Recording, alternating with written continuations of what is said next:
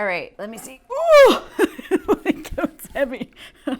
Oh wait, that doesn't fit in the frame. There it is. This was not necessary at all, but it had to come home with me, right?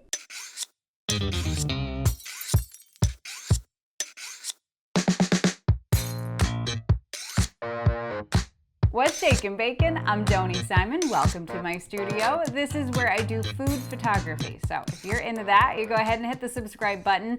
And today we're talking about the humble casserole because it's definitely happening this time of year. I'm seeing a lot of people publishing recipes of casseroles, seeing them in magazines, but I know from personal experience that casseroles can be super frustrating. They're very brown, they're kind of hard to style. So before you chuck that casserole out of the window out of frustration, I have 10 tips here for you to help make your next casserole shoot maybe just a little easier. So to demonstrate the tips today, I pulled 3 different casserole recipes from Pinterest, from different food bloggers, ones that I was like, oh, I personally want to eat that.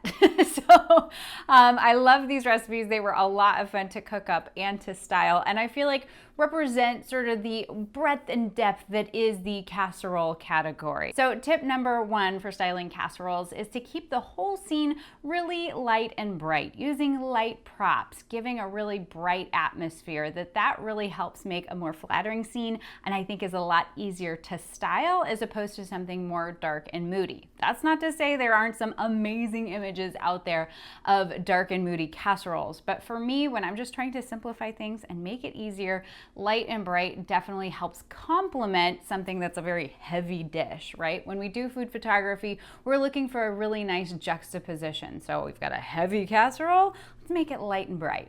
And so then along those same lines, to help you achieve that light and bright, tip number 2 is to employ the use of backlighting. If you're not familiar with this technique, I will be sure to link some resources down below, but more or less the idea is that the light source is coming in from behind the scene, and what that does is this just adds some really cool highlights and sparkle effect to our scene that we wouldn't get as much with a side lit situation. And so when you've got something that's like got a crumb topping, just like this chicken noodle casserole, is that the light hits those crumbs and it just really creates a sparkle. It makes it look really effervescent and exciting as opposed to really dense and heavy. Tip number 3 is to really think about the colors. So with a lot of casseroles, we're dealing with a lot of oranges and browns and yellows, so those warmer tones. So one really great go-to that I think is really easy to help complement those colors are some cooler tones, especially in the neutral category. Because of course we're thinking about light and bright, so let's go with some neutral and cool tones like some blues and some grays,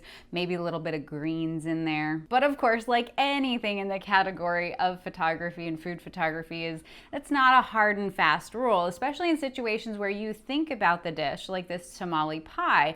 And I was like, okay, we could definitely go with the cooler tones, but then I thought, there's a lot of greens that you can incorporate into that tamale pie that would make sense with the green jalapenos and the cilantro. And so I thought, well, if we're gonna have a lot of greens in the image, then it will make sense to complement that, then the opposite of green being red. So I went with a pink backdrop. It was a little risky, but I think it paid off, and it really makes this a very vibrant and fun image. But all that to say, before you start picking your backgrounds and props and all those various items, just think about what are the predominant colors in that particular dish and what is going to complement that best. Tip number 4 is feel free to keep things simple. Don't feel like you have to throw a ton of props into the situation to save the food. There's situations where we've got less than attractive food, and I know I've been there. I thought, well, if I just throw a bunch of things in the scene, it'll distract from how unattractive that food looks. But in reality, something like a casserole has a lot going on with it. We've got all these crumb topping, and we've got all these tater tots. There's a lot happening there, and so to add additional things into the scene can really read busy and be very confusing for the eye, because again, we're trying to create a composition that is easy for our eyes and our brain to understand, that a viewer can look at it and know exactly what's going on there. That's not to say that you can't go prop crazy and create a really elaborate composition with a casserole, but I do think in general it's going to be easier if you simplify the equation. Tip number 5, and I feel like a lot of people already know this one, but I want to make sure to mention mention it, is feel free to take a scoop out of the actual casserole, especially if there's a lot of the good stuff is underneath the topping, right? That we're building a casserole in a dish and we can see what's happening on the top, but maybe the really good stuff is inside. So feel free to take out a scoop, and it is generally best to take that scoop after the casserole has cooled a bit so that it's really kind of set up and it's firmed, and that you don't, especially if there's like a lot of sauce going on there, that it's not going to look too soupy. Tip number 6 is to pay attention to the actual dish that you are putting this casserole in. That there are a lot of really cool casserole dishes out there today, that not just your standard Pyrex that I grew up with and that of course I'm familiar with my mom making these casseroles in, but like these really cool kind of muted tones with some fun patterns. This is a really great dish because first of all, it's a really interesting neutral color, which I like, but it also has this irregular edge on it. So it definitely gives this more earthy feeling to your casseroles. Casseroles are very much associated with home cooking. So let's feel free to really dig into sort of that organic, lived in sort of feel. And dishes like this can definitely add to that. Or the one that I've got the tamale pie in, I absolutely love that dish because it's got a nice little like stripe around the edge, which just really sets it off and makes it just a little bit more interesting than just a flat white dish. But that's not to say you can't also do some great things with a flat white dish, and you know, feel free to get into the ovals, get into different shapes. But now you might run into the issue, like for example, this dish is a great dish and I actually like it for the size, but this is not the size that the recipe actually is. The recipe requires something twice the size of this. But when it comes to casseroles, smaller is actually a little bit better because you think of photographing a big giant dish of casserole, it's a little harder to make that look quite as captivating as opposed to a smaller dish. So you might have to modify the recipe just in order to properly fit the dish. But that's sort of a personal preference based on kind of your go-to strategy for explaining your recipes.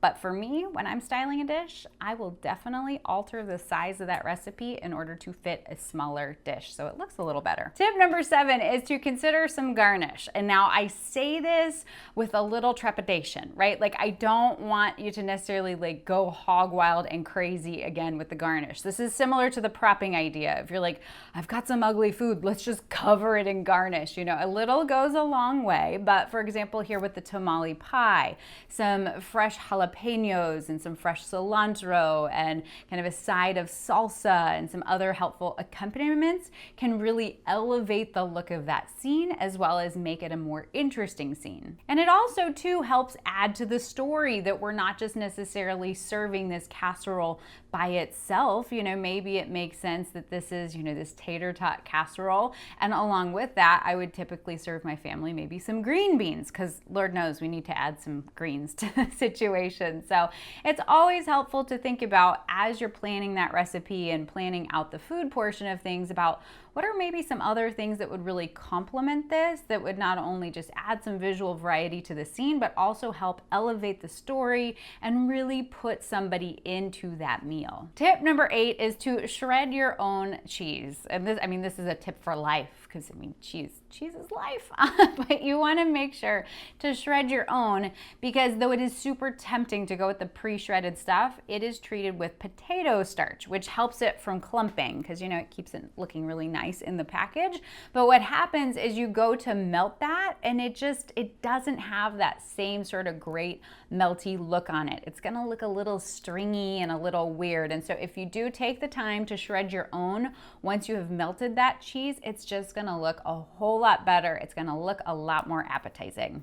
Tip number 9 is to incorporate a human element into the scene. And now, of course, this is applicable for food photography in general. This is a really great practice. But I think specifically for casseroles, it really just drives home like the feeling of hominess, the story associated, the memories, the feelings that we associate with casseroles. And two, again, adds just a little bit of visual variety and action to the scene so that it doesn't feel, again, quite as heavy or lonely lonely or forlorn. So whether that's, you know, getting kind of some really pretty napkins and holding those on either side, or the hand going in to scoop that out, that incorporating hands or some sort of human component to that will really help, I think, elevate your casserole game. And then tip number 10 is to really embrace the concept of casserole and let it be a casserole. Let it be messy. Let it be imperfect. You know, like this tater tot casserole, for example. I modified the size of the recipe so that it would fit in this specific dish, but I kind of overdid it on the cheese sauce. So sue me. And then it ended up bubbling up over the sides of the dish. And so that it kind of created those little burns and chars, which honestly, I mean, you know, when we get in to go eat that, just love to pull a little bit of that like burnt cheese off the side and take that as the chef's treat before serving it to everybody. And so feel free to really capitalize on those imperfections, the little extra burn marks, the little imperfect arrangement of the tater tots. To me, you know, I mean, don't be sloppy about things, but feel free to let it be a casserole. It does not need to be perfect. It's those little burn marks. It's the little spots where it's maybe a little extra brown, crispy. Those are the things that we love about a casserole and that make it, again, less monotonous, really break it up, make it more interesting. But now I'm thinking, okay, actually there's one more tip that I want to make sure to share with you, and that is to look to the work of other people who do casseroles and brown food and kind of those homemade dishes super duper well. I have linked down some of my favorites down in the description box below, so you can go check those out. But if there are folks who you follow, whether on Instagram or blogs or in magazines, who you think absolutely nail the casserole and who totally rock brown food, I would love to hear those recommendations down in the comments below. And so hopefully this gave you some new ideas. Hopefully you are excited to take on your next casserole. Certainly the next one that you do, feel free to tag me. I would love to see what you're working on. I am at The Bite Shot on Instagram. And so with that, I hope you have a fantastic day. What is the banging going on here? Is going on with a bang. Hope you stay out of trouble. I will see you soon, okay? Bye.